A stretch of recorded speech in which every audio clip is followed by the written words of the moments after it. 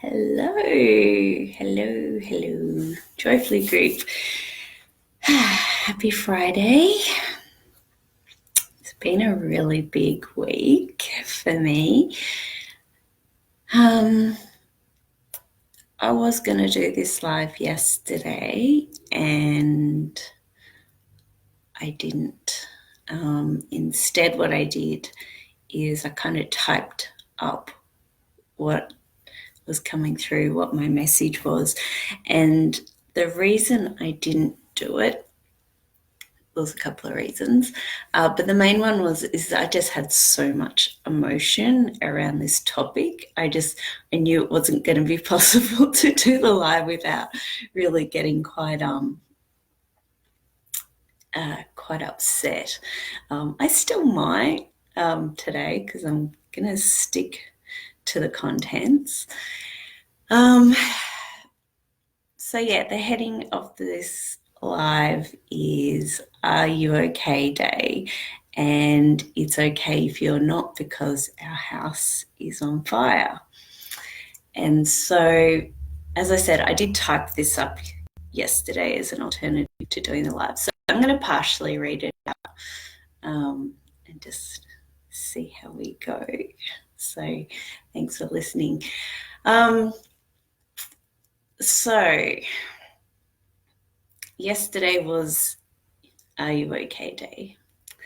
And I personally am not qualified to speak strictly to mental health. And what I did do yesterday is I shared a beautiful friend's live that she did on my profile page yesterday. I'd actually recommend, if you're listening to this as a recording, press stop, go to Sam's video. It's really, really, really invaluable, what she shared with some great resources, and that's why I shared that. I'll chuck a link of that video into this group as well. Yeah, her message was really, really good, and I guess that's what really got me thinking about this particular topic. Hi guys. And so I do have a couple of points to make from my perspective on this topic. So here we go. So firstly, I'm not sure if you've noticed, but the world is currently insane. Hey, Christy. I don't need to give you examples of why the world is insane. If I was to start doing that, we could be here for a few weeks. There's a lot going on. And there's plenty to talk about all the problems that we have in our world right now. If you happen to disagree, if you think there is not a single problem in our world right now, congratulations. And cognitive dissonance is a wonderful thing. I'm so happy for you. Yeah, right. Thanks, James. I don't really like reading off notes, but I don't want to miss anything because this was pretty strong for me yesterday. So to think that individual humans having any level of mental health issues means that something is wrong, from my perspective, is incorrect. In fact, having mental health issues right now, from my perspective, means that something is very right. Staying in a house whilst it's on fire is dangerous, unhealthy, and insane. And from my perspective, that's what's happening right now. Our planet is on fire. And in a lot of the places, that's literally, but I'm using this as figuratively. Okay. Too many of us are shut down, distracted, numbed out, caught in the modern life rat race wheel to actually do anything about this. So it's very much like, move along, there's nothing to see here. For a lot of us, our conscious minds may have explained the needing to feel a level of concern away. So things like the problem is too big, there's nothing I can do, someone else will fix it, it's not going to affect me in my lifetime. Okay, quite a few of those things. Who actually cares? Whatever. Yeah. So these are things that we can consciously tell ourselves about our house being on fire. However, for many of us, either consciously or unconsciously, our mind is screaming, what the fuck? And this can show up in various ways. So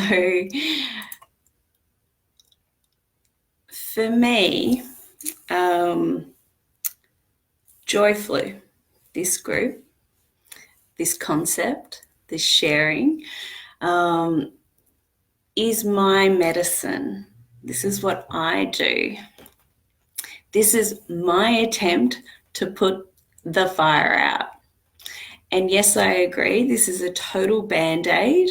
It's really, comparatively to me, putting out the house fire with a spray bottle. Okay, just a little bit, the little bit that I can do. And that's all. Wow, that's all I've got. Okay. However, it's what I've got and I'm prepared to use it because that's what keeps my insanity at bay. And the idea of Joyflu is that I'm picking up my spray bottle to put the fire out, and my hope is that others pick up their spray bottles as a result, and that if enough of us pick up our spray bottles, we will actually stand a chance of putting out the fire. So the message is if you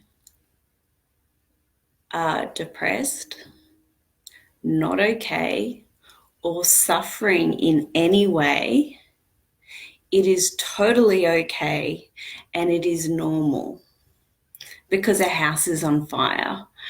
And even if your life is totally peachy, if you're absolutely kicking all those success goals, having a great job, happy family, great health, nice holidays, and you're still suffering, it's okay because the house is on fire. On Wednesday, I facilitated a workshop with a group of, it was almost 30 facilitators. And one of the exercises that I did with that group was I got them to each identify how they feel about our world right now. And there were sort of 3 groups that got formed as a result. So whether you're feeling positive about the future of our world, whether you're feeling negative and very concerned about the future of our world, and those that were sort of both, feeling either or of those. So feeling about our world or the future of humanity. And so it was interesting because of almost 30 people, the smallest group was the positive group, and followed by the negative, and then the biggest group was sort of the in-betweeners, the both. Anyway, I got these groups to share what their actual concerns were, and that discussion was quite lengthy and went on for a period of time. And then once they were to finish that discussion, they were to then partner up with someone who was in one of the other groups. So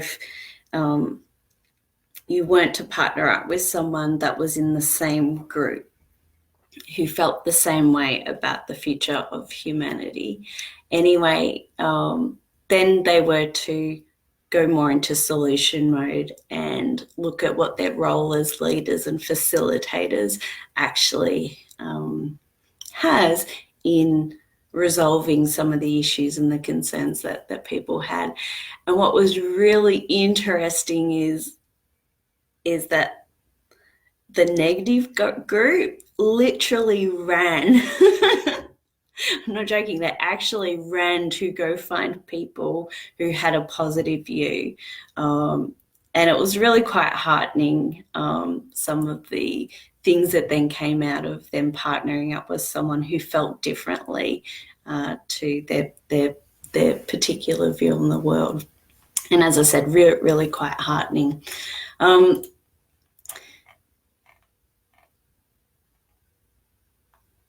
So if you're not okay, you might already know the reason. You might be conscious that the house is on fire, or you might have a more localized reason for not being okay. You know, might be relationships, trauma, issues with work, not loving work. That's a big one, right?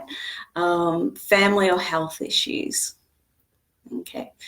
If you are not okay and you can't find the reason, as I said, it might just be that the house is on fire and not actually consciously being aware about that. I'm not going to go too much more into this. That was just the core that I wanted to get across.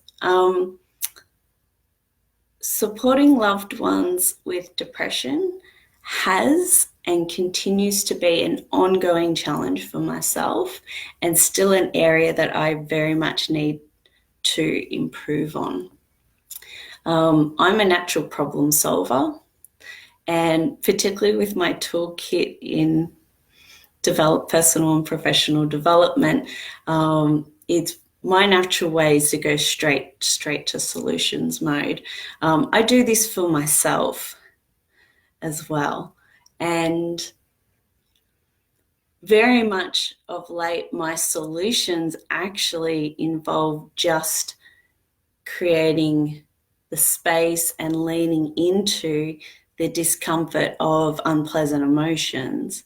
Okay, so I hold that space for myself particularly well, because for me, that's actually the quickest way to actually getting on to the other side of not being okay. When I work with clients, they're ready to go into solutions mode. Okay, and whether that involves me holding space for them to actually confront the I'm not okay and what's that about. However, what I found is for my close friends and family, is that when they're telling me that they're not okay, is that quite often they're not ready to go into that mode. And that's my challenge. And as I said, I don't want to speak to solutions in this particular live. In a sense, Joyflu itself and all the resources and the sharing that I do in this has a lot of that, and will continue to have a lot of the, what to do when we're not okay side of things. But as I said, for me, it's all too natural to go straight to solutions mode. And I know for the most part, when we're not okay, we're not always ready to go to that. So I do my very best to refrain from going to that, going my default mode. So yeah, I think for the most part, it's about empowering ourselves, and moving through the idea that we can't do anything about these global level problems that might be going on. And so, as I said, for me, Joyflu, that's me empowering myself. That's me picking up my water bottle to be part of the solution. Um, yeah, so that's it. I'm gonna share Sam's video link as well. Please, please, please. I think it doesn't even go for 20 minutes. It's well worth listening to it, whether you are okay or not okay. Just a very, very valuable perspective on the concepts and conversations around mental health. So thank you. Thank you for listening. It's so easy. I'm feeling the discomfort of not giving solutions right now, and this is good for me. And so I'm going to get off this fucking video so I don't ruin the I don't trip myself up. But yeah, it's not something that I'm particularly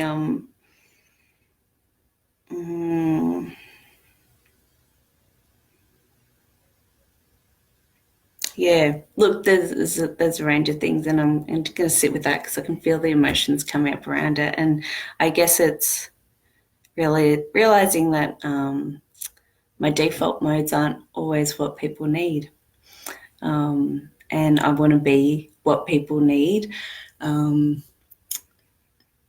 Especially, as I said, it's different for clients. It's different for people that I work with. Because they're working with me to get to those solutions, right? But for people who are closest to me, that's not always what they need, and I haven't done that very well in the past. So yeah, just a little bit of a share there. All right, thank you. That was a big one for me, and so I'm really grateful for you listening. Enjoy your Fridays. Enjoy the weekend. So, with heart and soul, thank you.